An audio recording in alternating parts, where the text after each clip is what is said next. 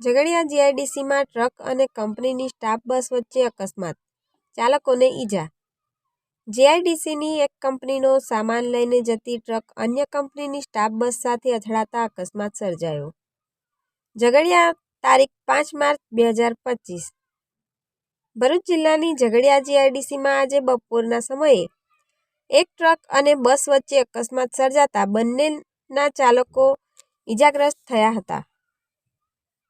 આ લખાય છે ત્યાં સુધી આ બાબતે કોઈ પોલીસ ફરિયાદ થઈ છે કે કેમ તે ચોક્કસપણે જાણી શકાયું નથી, પરંતુ પ્રાંત વિગતો મુજબ જીઆઈડીસીની એક કંપનીનો સામાન લઈને જતી એક ટ્રક અને એક કંપનીની સ્ટાફ બસ અથડાતા સર્જાયેલ અકસ્માતમાં બંનેના ચાલકો ઈજાગ્રસ્ત થયા હતા। જોકે ઈજાગ્રસ્તોને પ્રાથમિક સારવાર આપ્યા બાદ વધુ સારવાર માટે આગળ લઈ જવાયા કે સ્થાનિક સ્તરે જ સારવાર અપાઈ તેની કોઈ વિગતો હાલ તો જાણવા મળી નથી।